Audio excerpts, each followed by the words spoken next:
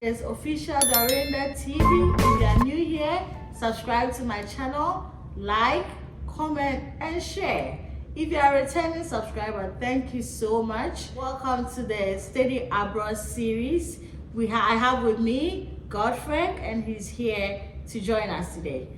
Let's get straight to the video. Godfrey, you are welcome to my channel. Yeah, thank you. Hi Godfrey, can you please introduce yourself to us? I'm Godfrey Amankuna. Currently, I'm a student in Case Western Reserve University in Ohio, USA. All right, Godfrey is in the US with us, so we'll learn a lot about him and his interview experience. Godfrey, where did you get your undergrad?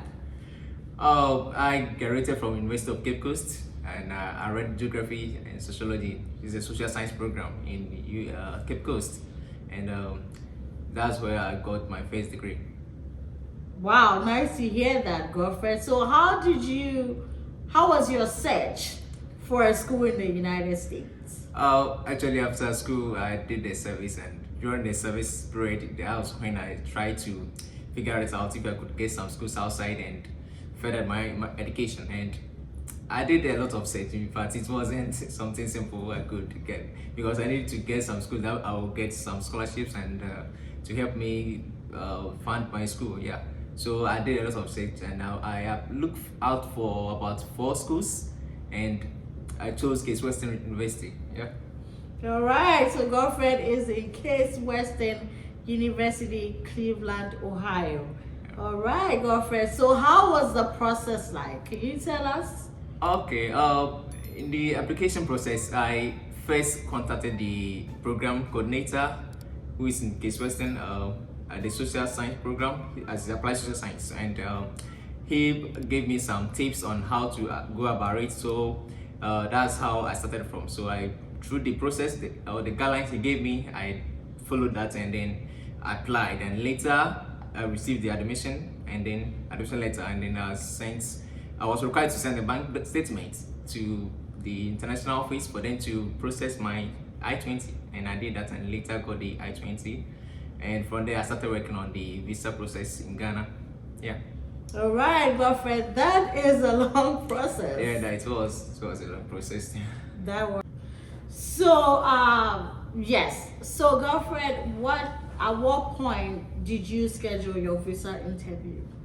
Yeah, after I received the admission letter and then got the I-20, I scheduled the interview with the agent's US embassy, and then I started preparing within that time period. And all right, so for those of you who do not know what I-20 is, I-20 is a document that is provided by the school, which specifically states the dates of the day you're going to start your program or your studies, and the end date. You also have on signatures of people who are in charge of admissions at the school. It has your tuition fees and the scholarship that has been given to you. So that is what I-20 is. Once you receive that document from the school, they normally just mail it to Ghana. Once you receive it, you can schedule your visa interview. So Godfrey, tell us, when did you schedule your visa interview? yeah, after receiving my I-20 in March, I applied, and then after receiving it, I just scheduled for the interview in April, and then I had the interview in April. So that was when I went to the embassy for my interview. Okay, what time was your interview? It was in the morning at 10 a.m. Yeah. Okay. Exactly what time did you get there? Actually, I was never, so I went there earlier, an hour before time. So I was there at 9 a.m. because I didn't know how to start with, and that was my first time at the embassy. So I had to be there early enough to get enough time to settle before I get into the building for the interview. Yeah.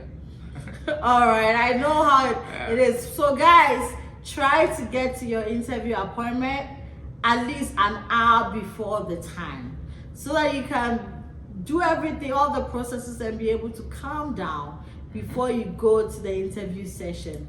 Put a comment down there how you felt during your interview, or put a comment down there if you will be going for your visa interview soon.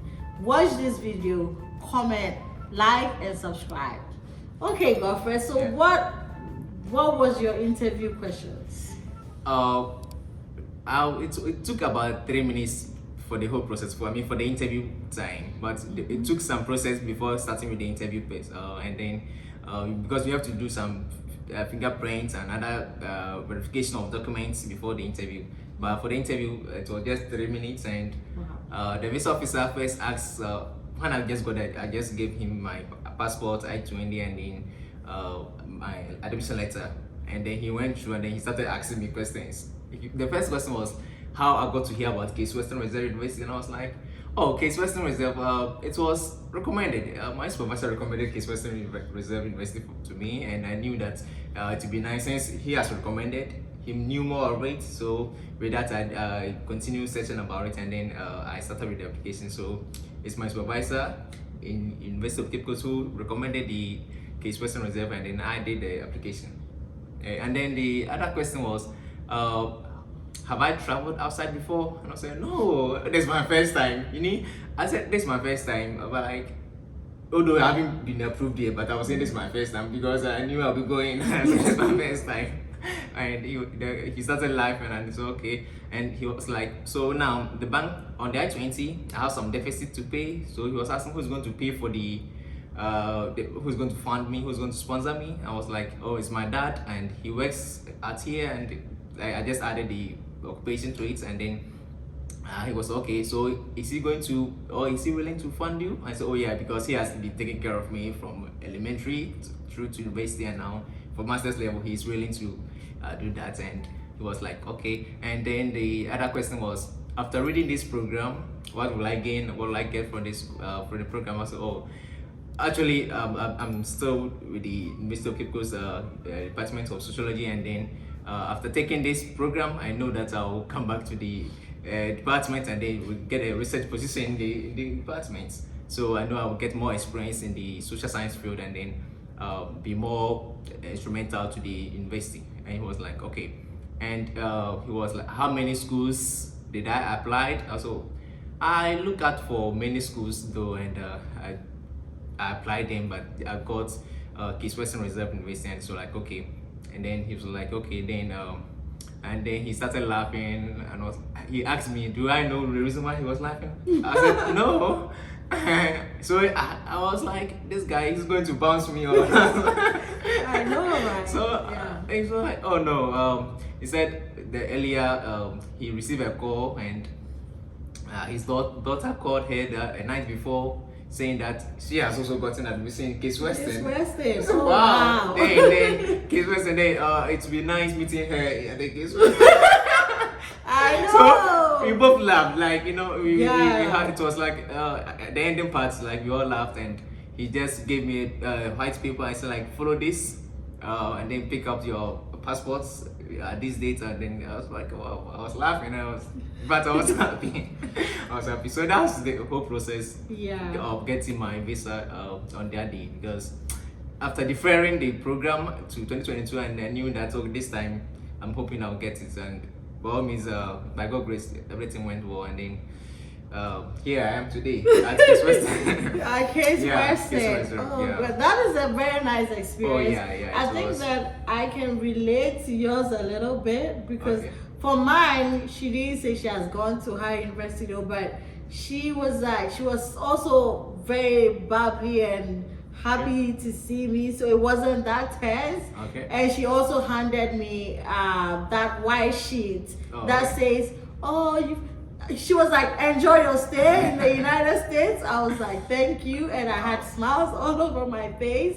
And she said, you have to pick up your passport at DHL after 7 days or so. And I was like, thank you so much. And then I walked out. So there's this feeling that comes with when they actually say that. How did you feel? I felt great, because like as I was going, I didn't know what will happen, either I was going to be approved or not. So after receiving the approval, like I was like happy, and like I just, the time I got to his I got to his place, I just put my document there, some files, like So after I was approved, I don't know how to gather them, but I just put them. I didn't put them in the files. I was just holding the papers, and then I went out. So then when I got out, that was where I just put all these documents back into the files because I didn't know how I got out. Because people were in line, also came here, so I just rushed out, and yeah, it was quite happy. I was happy about getting the visa at that time. Yeah, guys, so I am rooting for you. If you are going for your visa interview anytime soon, watch this video, guys. Just watch this video, because some of the comments or some of the questions that they asked him are similar questions that they asked me, and they've asked a lot of people. Sure. You just have to consider it as a conversation and not like a strict interview. Yeah. Keep a smile on your face when you get there. The counselor is a human being just like you, and when they say something which is funny, just laugh and smile. They're able to relate to people who laugh and smile at their jokes or smile to something that they've said which is interesting. Yeah. So keep up that face and don't go like straight, like your whole life depends on it, because that is when you get tense and you're not able to say the good things that you have learned for your interview. Now, Godfrey, tell us, what would be your best advice? Okay, for advice to colleagues or people who are willing to also further their education in the US, I would just say that, like, before you go in for an application or a program in a particular school, there's always a program coordinator for that department. You have to just contact the person, email the person. You have the person's email the person and talk about your educational background and the program that you are interested in, and then he will guide you. He will give you some directions and things you have to prepare for in the application. So that I think with that it's easier, because since the person knows you and then you put in the application, it will be easier in getting the admission, or maybe whatever challenge you face through, the person will also guide you through that. So that would be the best advice, and so that you could get some funding in that department, because that would be the easier way to get into the United States or to get admission. That's the first process to get admission. Yeah, and for the interview process, what would be the advice for incoming students? For the interview, before you go for the visa interview, there are a lot of YouTube videos out there. This is one of them, and then there are other things you can search for, or other some documents you can read about getting to the visa process. Like if you go to the embassy site, you could get the process, everything you need. And then the forms, the DS-160 form that you're going to fill for your F1 visa, it contains a lot of information. So you just read and get someone to read through what you filled before you do your final submission. And I think just to avoid errors in your documents, because that can also lead to denial in your visa issuing. Yes, exactly, guys. So yeah, guys, comment down below if you need assistance to apply for these schools. My advice for you is that when you're trying to apply for the school, after you write your statement of purpose, let somebody read through for you. Make sure you're letting somebody go through it, proofread it, and even suggest things that you should put in. For the interview process, I would suggest that you try your best to watch at least so many of the videos. This is one of the videos you have to watch, because most of the questions that they ask him or ask me or ask another person are similar questions. At the end of the day, the approach and how you're going to answer the question is what matters. Reach out to faculty members in the schools that you want to go to, because that will help you get scholarship, that will help you get admission, and then hopefully you're able to join us in the United States. Yes, right? Oh, sure. You're able to join us, and then we'll bring you on our channel to also tell other people. So yeah, thank you guys for watching this video. Thank you, Godfrey, for coming on the show. Okay, you're welcome. Okay, so yeah, Godfrey has said it all, guys. Stay tuned with us. We have more coming. Subscribe, like, and share this video. Thank you, guys. Bye. Okay, bye-bye. Bye.